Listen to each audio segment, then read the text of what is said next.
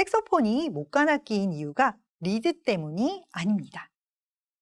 안녕하세요. 색소포니스트 이은용입니다. 색소폰을 배우다 보면 연주법 외에도 색소폰 악기에 대해서도 알아가게 되는데요. 그 중에서 색소폰은 금속 재질임에도 금관 악기가 아니라 목관 악기로 분류되어 있는 것은 재미있는 사실이지요. 색소폰의 역사를 잠깐 살펴보면 벨기에 출신의 플룻과 클라리넷 연주자 아돌프 sak스가 프랑스로 이주 후 악기 사업을 하면서 색소폰을 발명하였는데, 처음 색소폰을 디자인하고 개발할 때 나무로 만들었기 때문에 목관 악기가 되었다고 합니다. 그런데 예전에 제가 참석한 행사장에서 어떤 분이 색소폰을 소개하면서 색소폰이 목관 악기인 이유가 최초 색소폰이 나무였다는 것은 잘못된 주장이고 나무 재질의 리드를 사용하기 때문이다 라고 정정하시는 것을 본 적이 있습니다. 그럼 정말 나무 재질의 리드 때문에 색소폰이 목관 악기로 구분이 된 것이 맞을까요? 처음 색소폰이 나무로 발명되었기 때문이다. 아니다. 나무 재질의 리드를 사용하기 때문이다. 누가 맞을까요? 정확한 이유를 알기 위해서 먼저 관악기의 종류를 알아볼 필요가 있는데요. 관악기는 크게 금관 악기와 목관 악기로 나누어집니다. 먼저 금관 악기로는 트럼펫, 트럼본, 호른 등이 있고, 목관 악기로는 클라리넷, 오보에, 바순 등이 있지요. 이 악기들은 악기 몸통, 즉 관의 재질이 관악기 종류 이름과 같기 때문에 쉽게 구분이 됩니다. 그런데 악기 종류 이름과 재질이 반대인 악기들이 있는데요. 금관악기이지만 관이 나무인 알폰, 코네토, 세르팡 등이 있고, 목관악기지만 금속 재질이 대표적인 악기가 바로 색소폰입니다. 그런데 플룻과 오카리나 역시 목관악기인 것을 알고 계셨나요?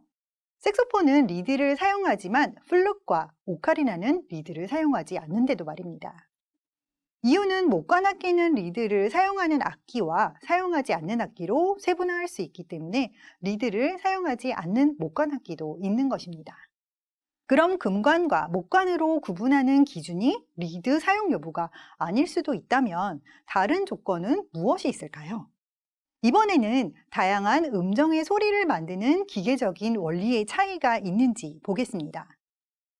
금관악기를 보면 관의 길이를 바꾸어 음정을 조절하는데 이때 밸브가 사용됩니다. 예를 들어 트럼펫을 보면 밸브를 누르면 관의 길이가 달라지면서 음정이 달라지게 되는데요.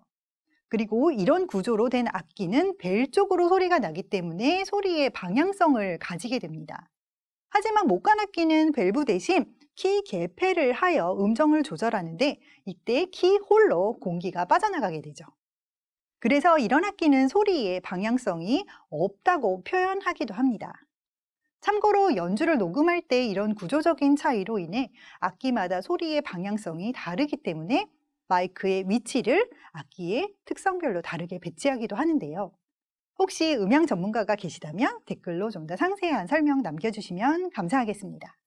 자, 그런데 기계적인 구조로 분리하기에는 예외가 있는데요. 나무로 된 세르팡과 오피클라이드는 모두 금관악기이지만 밸브가 아닌 키 개폐의 구조로 되어 있습니다. 그렇다면 이번에는 소리를 만드는 근본적인 원리의 차이가 있는지 보겠습니다. 트럼펫이나 트럼본과 같은 금속 악기는 기본적으로 입술의 떨림으로 소리를 만듭니다. 하지만 목관악기는 얇거나 날카로운 면에서 공기가 갈라지면서 소리를 만들게 되는데 이 기능을 바로 리드가 하고, 리드가 없는 플루트는 리플레이트에서, 그리고 리코더는 창에 있는 라비움이 그 역할을 하게 됩니다. 그렇다면 소리를 내는 방식에 따라 구분을 하는 것이구나 라고 생각을 할 수 있게 되는데요. 잠깐 여기서 한 가지 더 고려해 봐야 될 것이 있습니다. 연주 기법이 시대에 따라 발전하면서 목관악기에서도 금관악기처럼 입술의 떨림으로 소리를 내는 기법이 있는데요. 예를 들어 플룻 기법의 칼톤 같은 소리를 만들 수 있는데 이때 입술의 떨림으로 소리를 만듭니다. 입술의 떨림은 금속 악기의 원리인데 이쯤 되면 대체 어떤 이유가 맞다는 말인지 오히려 헷갈리기만 하게 되지요. 어쩌면 단순한 질문이지만 답은 그리 단순하지 않습니다. 사실 한국뿐 아니라 해외에서도 색소폰이 목관악기인 이유에 대해서 간혹 논쟁이 되기도 합니다. 어떤 이는 갈대과에 속하는 리드는 식물학적으로 보자면 나무가 아니고 풀이기 때문에 리드의 사용 여부가 목관의 기준이 될 수 없다는 주장을 본 적도 있고, 또 어떤 이는 리드 소재의 기준이 된다면 플라스틱 리드를 사용하면 뭐라고 불러야 되냐고 반문하는 경우가 있습니다.